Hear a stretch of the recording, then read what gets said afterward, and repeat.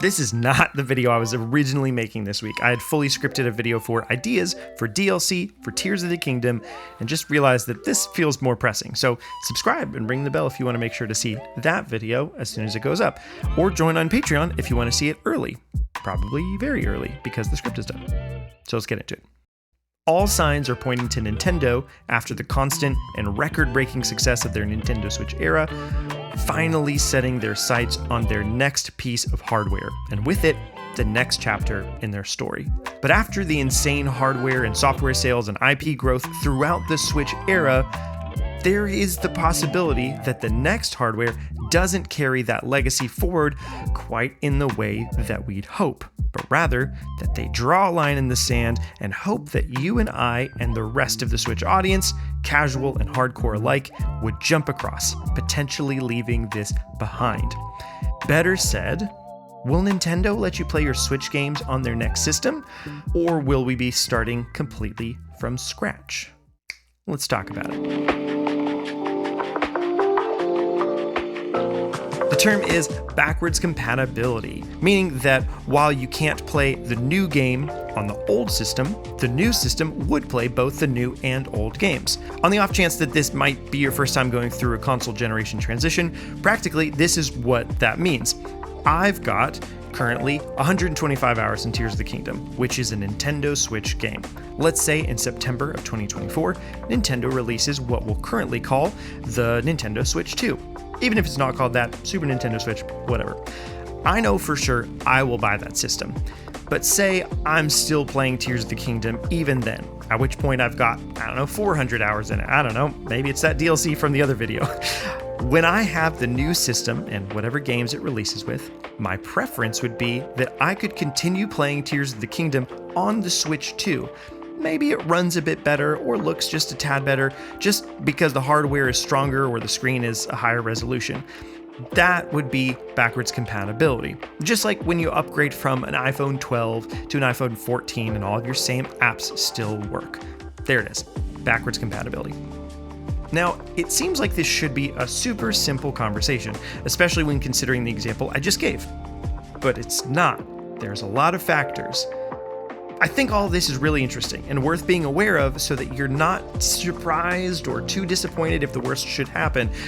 But I'm going to go ahead and tell you what I think will happen. And then I'd love for you to stick around and hear the details around the reasons that the Switch 2 probably will and probably won't have backwards compatibility.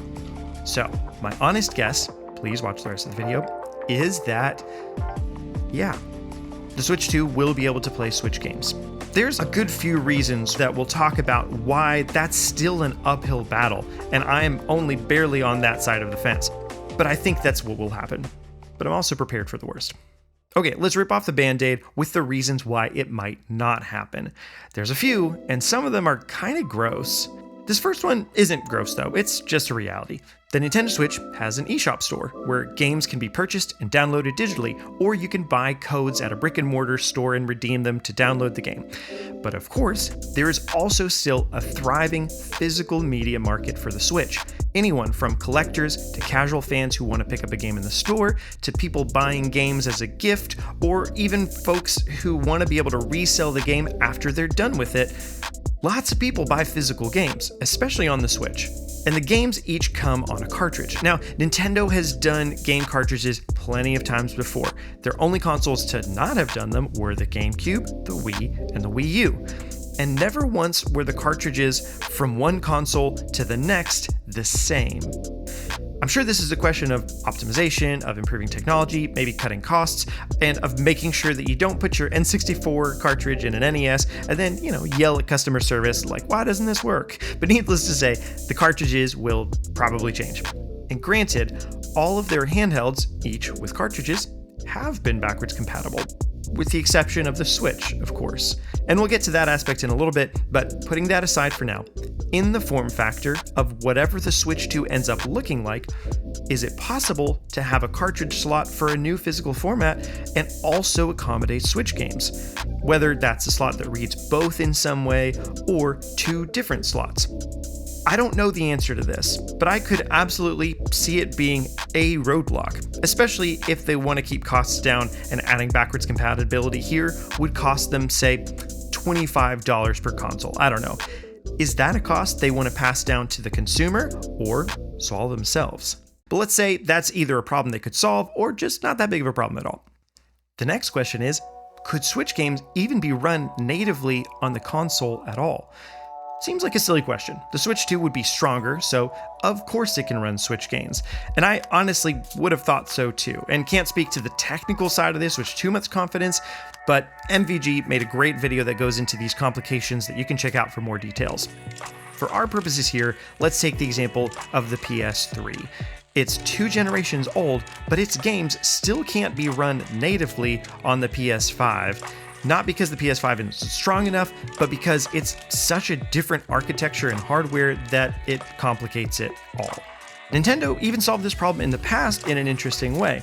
The Wii U's backwards compatible with Wii games, but rather than run a Wii emulator to play those games, Nintendo basically shoved a Wii inside the console as well. So again, this could be achieved for the Switch too. Nintendo could presumably put the NVIDIA Marco chip from the Switch inside the system, and then, it would run a check for which kind of game it's playing and switch between the SoCs accordingly. Or at least, I assume they could. But then the problem again arises, that costs money. So say each chip is $25. Is that $25 out of your wallets or Nintendo's?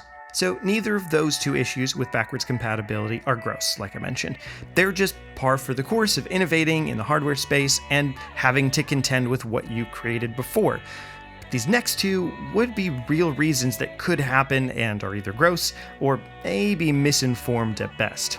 This comes straight from a rumor, so we can take its legitimacy with tons of salt, but the attitude behind it certainly checks out, so I wouldn't doubt that it's a possibility. Nintendo works with a lot of third-party publishers: Square Enix, Bandai Namco, EA, Activision, Bethesda, etc. Purportedly, some of these publishers have made it very clear that they don't want backwards compatibility on the Switch 2. The reason? Money. If Activision sold you Tony Hawk Pro Skater 1 and 2 on the Switch, and then you just got to play it on the Switch 2 by dropping in the cartridge or re-downloading it from the carried forward eShop, then where is their money from that? How do they get to sell you a new version of the same game? The other side of the same coin that I think is probably the bigger aspect is, why would I buy Tony Hawk Pro Skater 3 and 4 collection on Switch 2 if I'm still playing Tears of the Kingdom, or if AJ is still playing Smash, and so on? I'm working on a video on this next thought, but the early days of the Switch had a comparatively small install base, the 130 million now versus the 10 million in 2017, but the attach rate for games was obviously a lot higher. And some of those games have gone on to stay really popular because they had the chance to cut through the small amounts of rubble that the eShop is now overrun by. Third parties most likely want to be among the only show in town for the first little bit, since, right now they're the only ones who have development kits early and so on, which I get, but that's gross. And the last reason backwards compatibility could not happen is maybe the most realistic, and it's in case Nintendo learned the wrong lessons from their past. To be frank, I don't expect this to be the case. I have more faith in their leadership than to expect them to do this or think this way. But it's a real possibility nonetheless.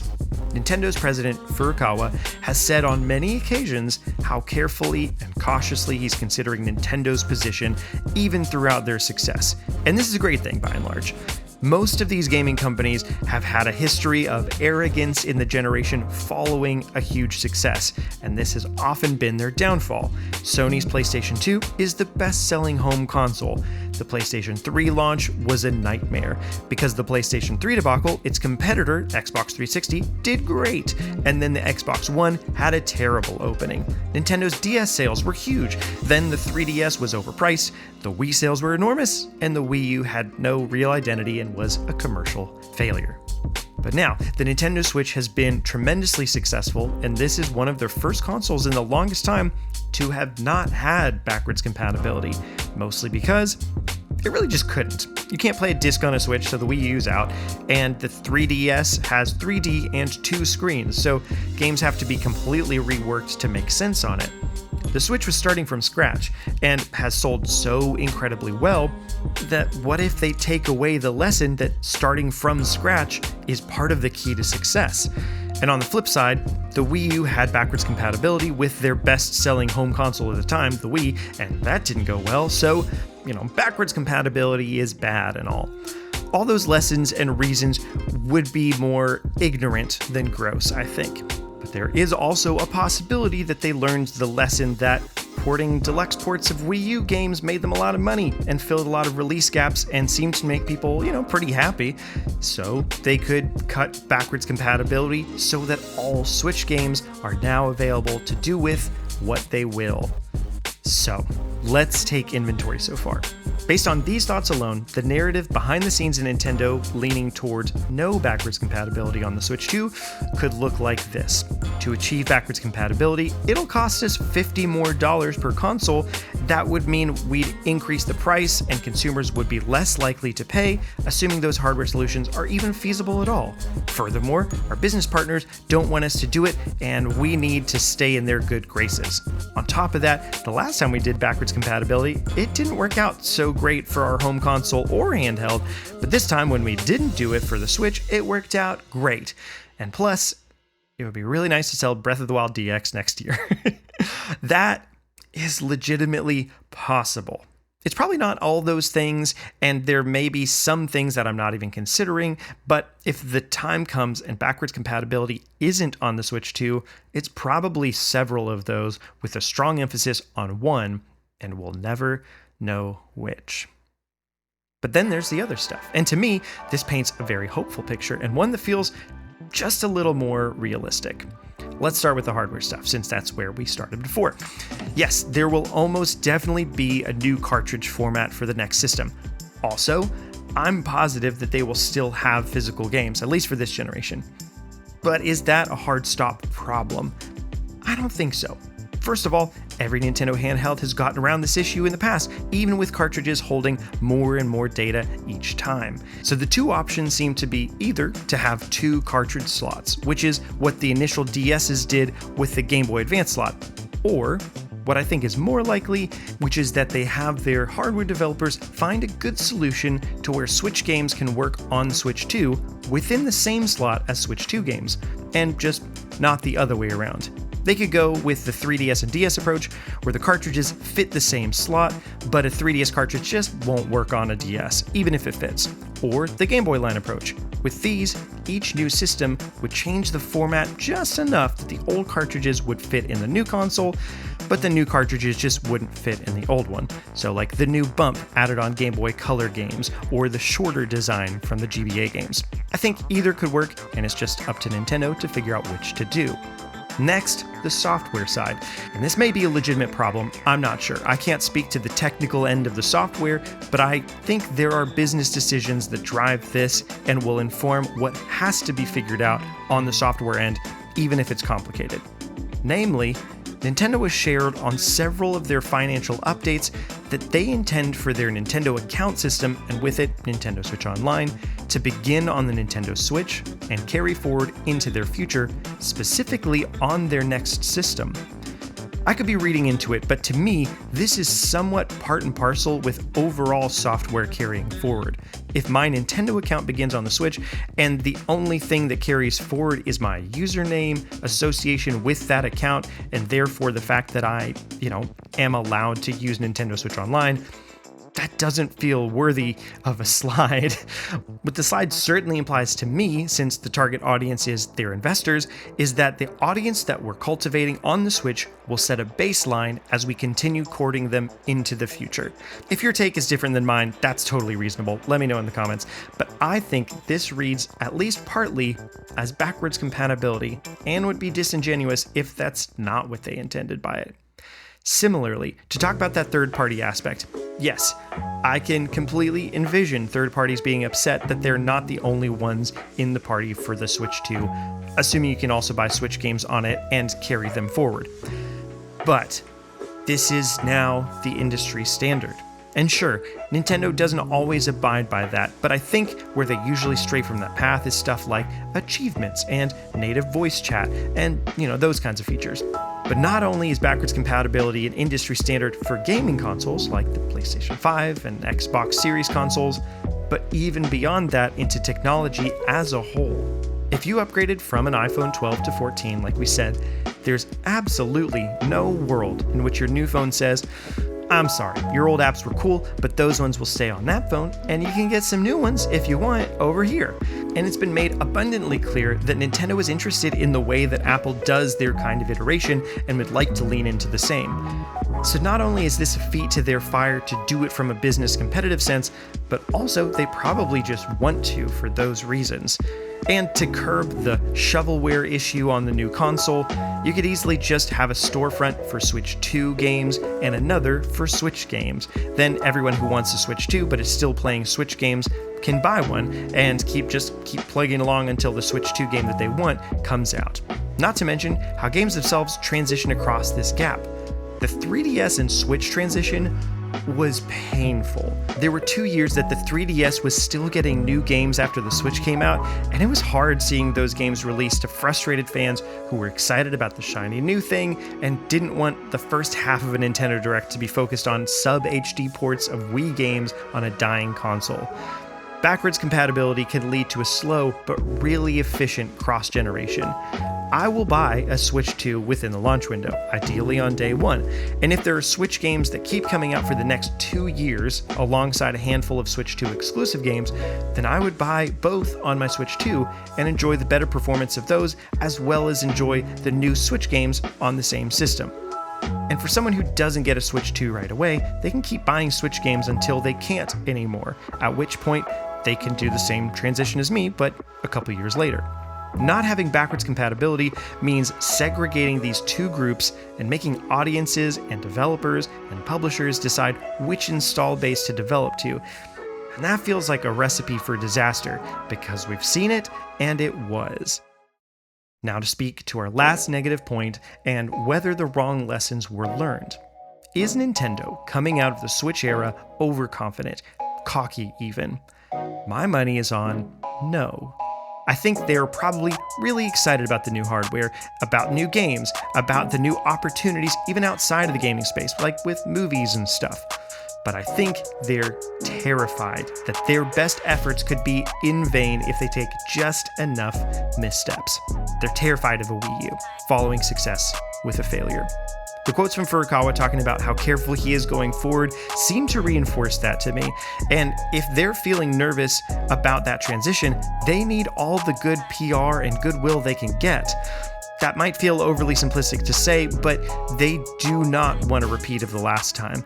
I think they'll throw everything in the kitchen sink at this console launch going well.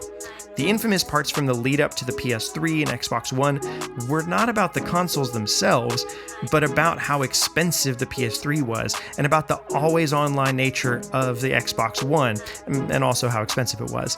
And the Wii U was legitimately a cool console conceptually, and made some really interesting gaming experiences, but the messaging and marketing around it were all over the place, and the 3DS relied on a 3D feature that people weren't super stoked on, couldn't be used by kids under 7, part of its target demographic, and again, cost too much. The trend here is that every one of these failures, besides the 3D issues, weren't to do with the consoles themselves, but decisions around their positioning and lead up to release. Goodwill and PR is going to be instrumental. And also, I don't think they want to port Switch games to the next gen and resell them. The insane sales of games across the Switch show how evergreen a lot of their titles are. It would benefit them way more to continue that momentum with the existing games that can keep being sold alongside new titles and continue to reintroduce their franchises of old that haven't been as evergreen, to bolster their library and options of IP to dip into throughout their future years. The great word of mouth and success of Metroid Prime Remaster and Pikmin 1 and 2 and Advance Wars Reboot Camp and so on. They have an opportunity and shouldn't want to squander it. Going into the next generation is not just a question of selling new hardware to new people. It's not selling a Switch. It's a question of selling the hardware to people who don't play Nintendo games a little bit and mostly is asking, how do we get over 100 million Switch owners to put away what they've spent their time and money on for up to 7 years and buy a new, probably similar luxury item? It's not an easy ask, but I think the simplest solution is to make it as simple as possible. We're all used to getting new phones, opening the box, setting it up in 30 minutes or so, and picking up where we left off. Maybe trying out a newer, better camera and some apps running better, battery life lasting longer, and all that stuff. But this is the essential experience that Nintendo could tap into. So to paint the same kind of picture as before, here's why I think Nintendo will have backwards compatibility on the Switch 2. Firstly, every handheld they've made, at least within the launch window, has had backwards compatibility, and they've creatively problem solved to ensure that that was possible, even when it was probably inconvenient. It seems incredibly important to them that their huge install base continues to be catered to as they move into the future, and don't want to segment their market if they don't have to. Nintendo accounts, we know, will move forward, and it seems games probably with them. Also, it's the industry standard, and they know it, and it benefits their transition into the next gen to be backwards compatibility. Additionally, their evergreen titles can keep holding them up and new ones alongside them. And lastly, it's really important that this success of the Switch is carried forward to keep growing their business, especially as a seamless transition will greatly help sell the console in this day and age. In my mind, this was going to be a quick video, but here we are. I think this is a really interesting topic, obviously. So if you'd consider sharing this with your friends who are into Switch stuff and get their thoughts on it, that would be awesome. Also, if you're not subscribed, I'd love it if you would. AJ and I typically make videos once a week on lots of Nintendo stuff. So if you're into that, you're in the right place. Also, leave some comments down below saying nice things, or you don't have to say nice things. It's whatever you want. But that would be great. And the last things, check out our Patreon. Again, you can get some of our videos early, some other stuff, and like the video and all that good stuff. All right, I'll cut it off there. Peace and blessings.